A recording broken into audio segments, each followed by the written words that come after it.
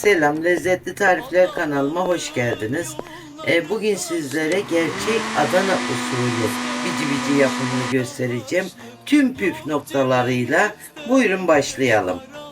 2 litre suyumuz var. 2 litre sudan yapacağım. Her şeyle tamamen Adana'ya özgü. Bir kısmını ayırıyorum nişastayı ezmek için. Kaynamaya bırakıyorum suyu. Ayırmış olduğumuz bir miktar suya 2 bardak nişastamızı döküyoruz. 2 litre su, 2 bardak nişasta. Kesinlikle şeker girmez.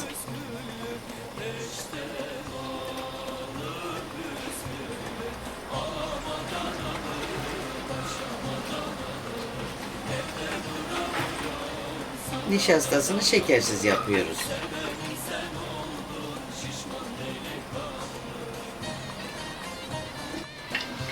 Suda özlediğimiz muhallebimizi kaynayan suyumuzun içerisine döküyoruz.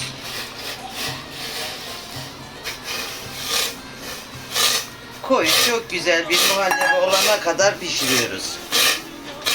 Olmaya başladı.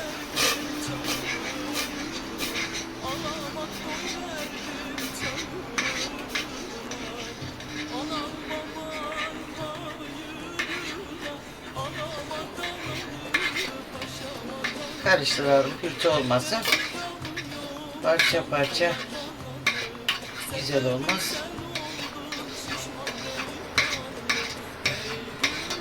Gayet güzel kıvam aldı. Pişirmiş olduğumuz muhallebiyi tepsiyi ıslattıktan sonra döküyoruz ki dibi yapışmasın diye. Üzerine çok hafif tuz serper gibi gıda boyası serpiyoruz. İsteğe bağlı. Adana'da böyle yapılır. Siz istediğiniz gibi yapabilirsiniz.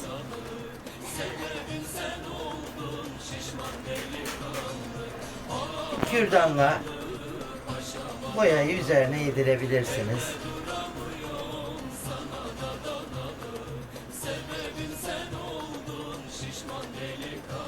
Gıda boyasıyla süsledik. Şimdi soğumaya bırakıyoruz. Videomu beğendiniz mi? Beğenmeyi unutmayın.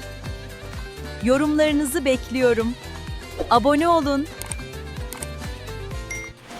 Donmuş olan bicimizi servis tabağımıza alıyoruz.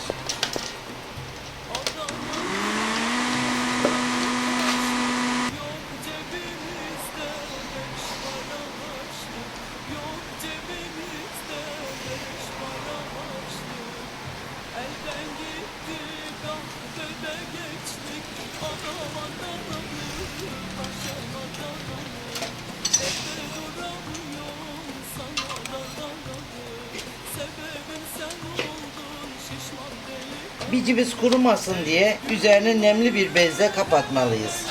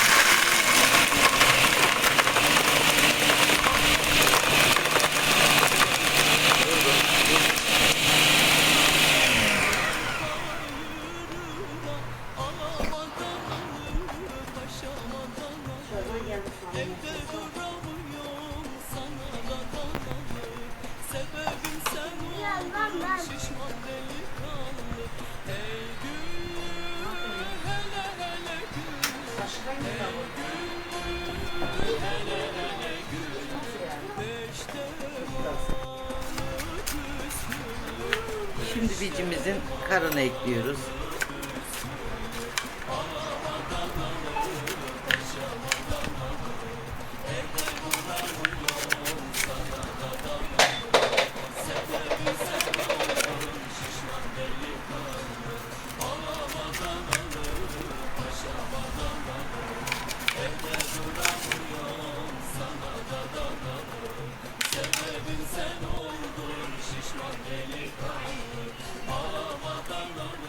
Pudra şekerimizi ekliyoruz.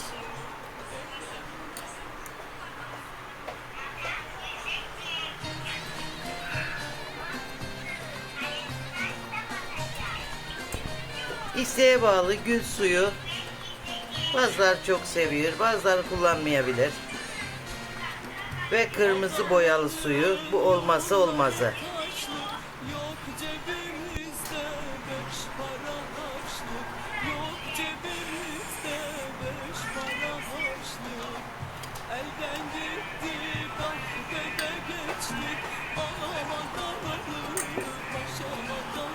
Üzerini süslüyoruz.